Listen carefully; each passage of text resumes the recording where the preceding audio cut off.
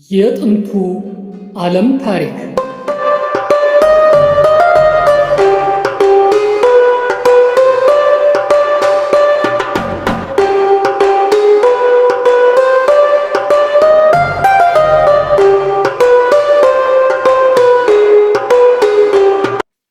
የታሪክ ሚዲያ ላይ ተዘጋጅቶ የቀረበ ዶክመንተሪ ትረካ።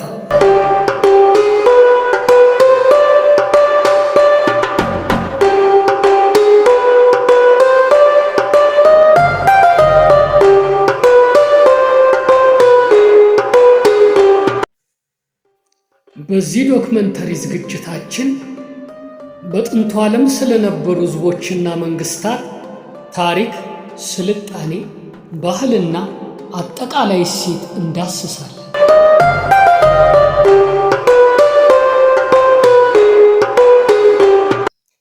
የጥንቱ ዓለም ታሪክ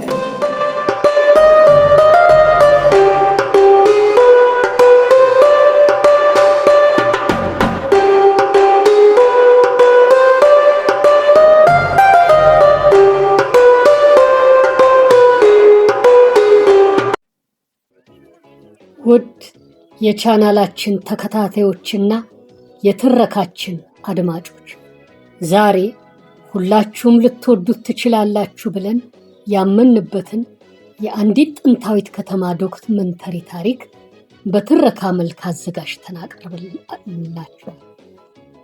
ይቺ ጥንታዊት ከተማ ኢየሩሳሌም ነች።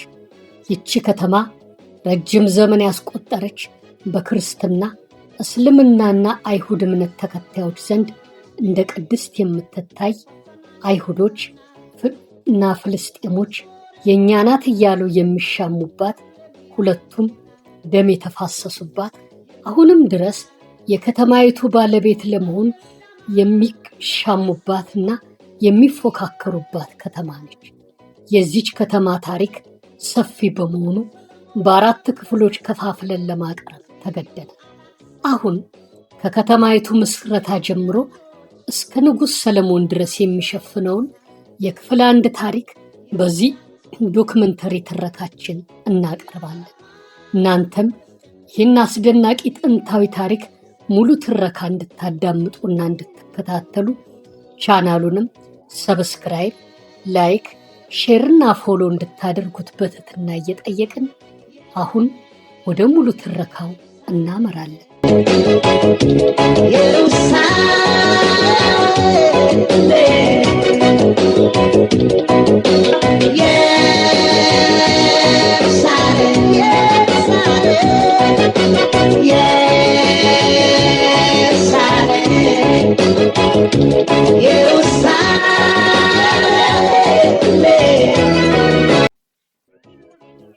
አብዛኞቹ የታሪክ ተመራማሪዎች እንደሚገልጹት ከሆነ ኢየሩሳሌም የሚለው ቃል የሩና ሳሌም ከሚባሉ የከነዓናውያን ቃላት የተጣመሩ ናቸው። የሩ ማለት ከተማ ወይም ስፍራ፣ ሳሌም ማለት ሰላም ማለት ሲሆን ኢየሩሳሌም ማለት የሰላም ከተማ ማለት ነው። የሚያሳዝነው ግን ኢየሩሳሌም የሰላም ከተማ በሚል መጠሪያ ብትጠራም በታሪክ ብዙ ጦርነቶች ተስተናግደውባታል። በአርኪኦሎጂ ቁፋሮ የተገኙ ታሪካዊ ማስረጃዎች ከክርስቶስ ልደት በፊት የነሐስ ዘመን ተብሎ በሚጠራው ወቅት ማለትም በ3500 ዓመተ ዓለም በርካታ ሕዝቦች ይኖሩባት እንደነበር ተረጋግጧል።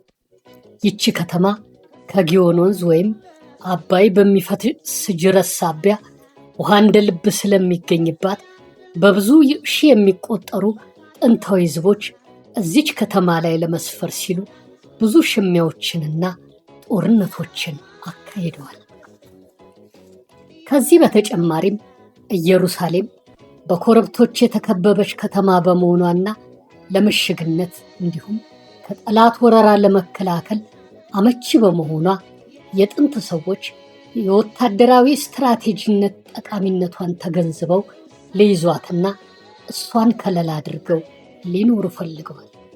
ይቺ ከተማ በእስራኤላውያን እጅ ከመውደቋ በፊት በርካታ የከነዓን ጎሳዎች ይኖሩባት ነበር። ከነሱ መካከል አንዱ ኢያቡሳውያን የሚባሉት ጎሳዎች ናቸው። እነዚህ ጎሳዎች የእስራኤሉ ንጉሥ ዳዊት ከተማይቱን ከመቆጣጠሩ በፊት በነበሩት 1000 ዓመታት የከተማይቱን መከላከያ ቅጥር ግንብ ገንብተው ራሳቸውን ከጠላት ጥቃት እየተከላከሉ ይኖሩ ነበር።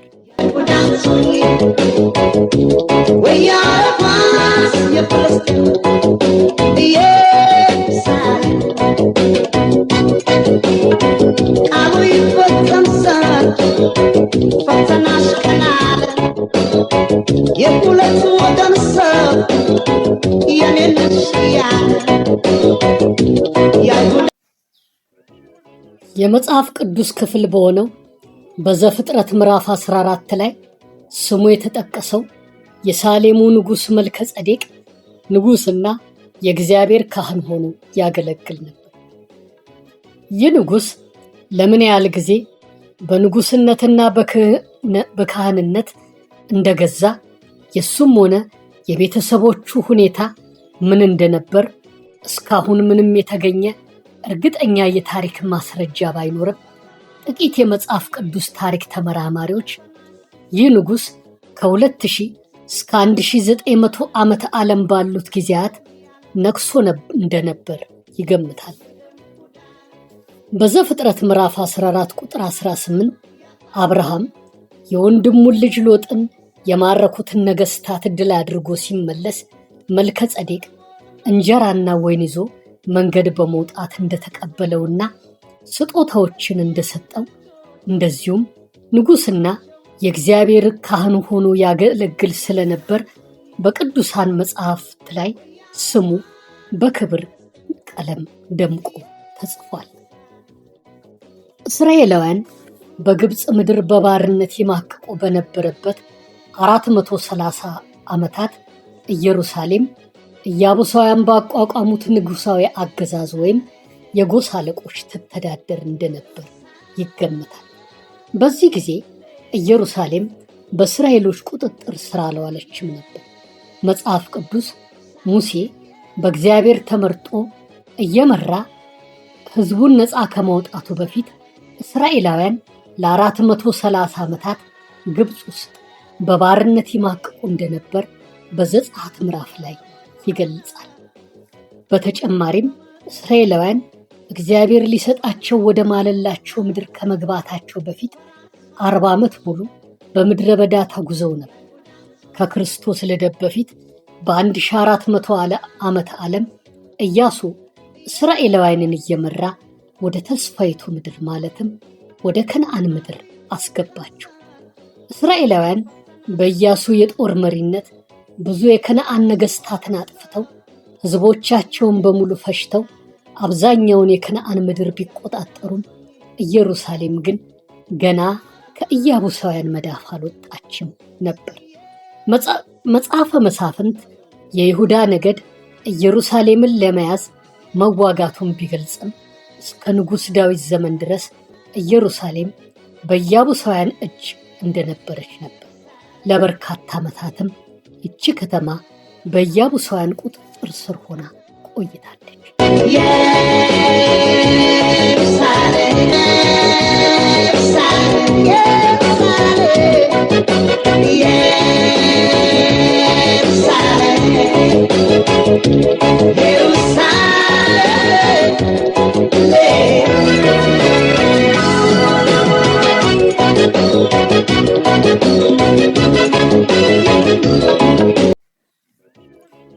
ከክርስቶስ ልደት በፊት በ1070 ዓመተ ዓለም አካባቢ ንጉሥ ዳዊት ኢየሩሳሌምን ተቆጣጥሮ የዙፋኑ መቀመጫ ሊያደርጋት ቆረጠ።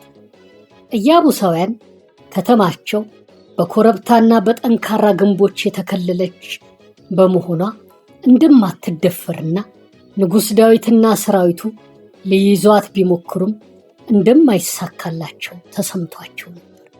ይሁን እንጂ እነሱ እንዳሰቡት ሳይሆን ቀርቶ ንጉሥ ዳዊትና ሰራዊቱ ተዋግተው ድል አደረጓቸውና ከተማይቱን ተቆጣጠሯት።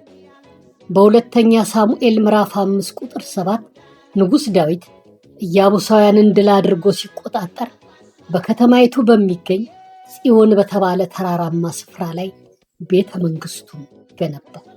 ከዚህ በኋላ የከተማይቱ ታሪክ ለዘለቄታው ተቀየረ።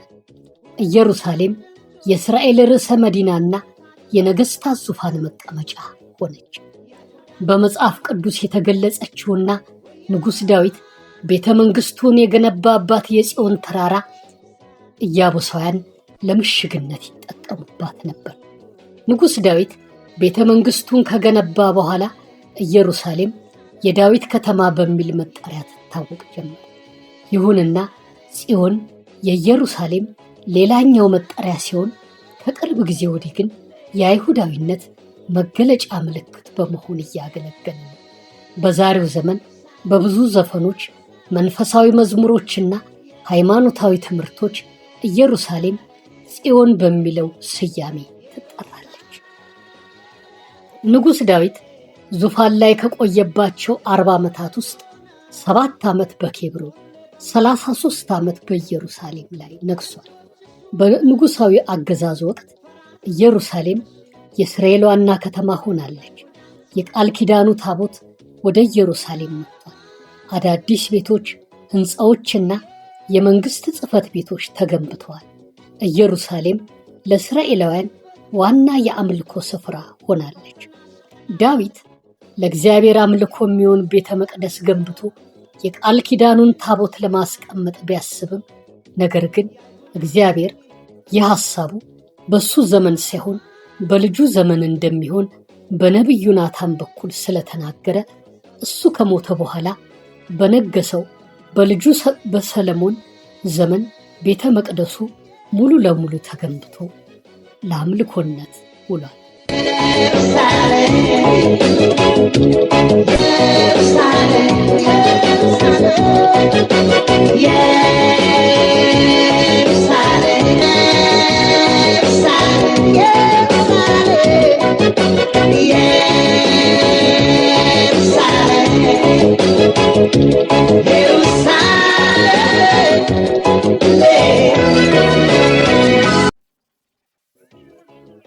በ1037 ዓመተ ዓለም ዳዊት ሲሞት ልጁ ሰለሞን በፋንታው ተክቶት ነገሰ። የሰለሞን 40 ዓመታት የግዛት ዘመኑ በእስራኤላውያን ታሪክ ወርቃማ ዘመን እየተባለ ይሞገሳል። በሱ ዘመን በእስራኤልም ሆነ በመላው ዓለም ታሪክ የመጀመሪያው አምልኮተ እግዚአብሔር የሚፈጸምበት ቤተ መቅደስ ተገነባ። ቤተ መቅደሱ 7 ዓመታት የግንባታ ጊዜያትን ፈጅቶ ሲጠናቀቅ ለመላው እስራኤላውያን የአምልኮተ እግዚአብሔር ቅዱስ ስፍራ ሆነ። አይሁዳውያንም በዓመት 3 ጊዜ መንፈሳዊ አምልኮ ለማካሄድ ወደ ኢየሩሳሌም ከተማና ወደ ቤተ መቅደሱ ይጎርፉ ጀመር። ንጉሥ ሰለሞን ከቤተ መቅደሱ ግንባታ ጎን ለጎን የራሱንም ውብ ቤተ መንግሥት፣ አስተዳደራዊ ሕንፃዎችን፣ መንገዶችንና የእህል ማከማቻ ጎተራዎችን ገነባ። የከተማይቱ ቅጥር ግንብም ይበልጥ እንዲጠናከር አደረገ። ከዚህ ጊዜ በኋላ ኢየሩሳሌም በጥንት ዘመን በመካከለኛው ምስራቅ ከነበሩ ከተሞች ሁሉ በውብና ማራኪነቷ አቻ የማይገኝላት ሆነች። በብዙ አገራት የነበሩ ሕዝቦችና ነገሥታት የሰለሞንን ዝና ሰምተው በመገረም የእሱን ጥበብ ለማየት ወደ ኢየሩሳሌም ይጎርፉ ነበር። ከእነሱም ውስጥ አንዷ በመጽሐፍ ቅዱስ በአንደኛ ነገሥት ላይ የተገለጸችው ንግሥተ ሳባ ወይም የሳባ ንግሥት የሰለሞንን ጥበብና ዝና ሰምታ በዓይኗ እውነትነቱን አይታ ለማረጋገጥ አገር አቆራርጣ ወደ ኢየሩሳሌም ተጉዛ በመድረስ ከንጉሥ ሰለሞን ጋር ተገናኝታ የሰማችው ሁሉ እውነት መሆኑን አረጋግጣ እንደተመለሰች ተጽፏል። በሰለሞን አገዛዝ ወቅት በመላው እስራኤል ምድር ሰላም፣ ብልጽግና ሰፍኖ እስራኤላውያን እፎይ ብለው ከጦርነት አርፈው በሰላም በተድላ ይኖሩ ነበር። በዚህ ክፍለ ጊዜ የእስራኤል መንግሥትና ሕዝብ እጅግ ተጠናክሮ በሥጋዊም ሆነ መንፈሳዊ ነገሮች በልጽጎ ነበር። ፈተናሽ ቀናለ የሁለት ወገን ሰው የኔ ልጅ ያለ የአይሁዳን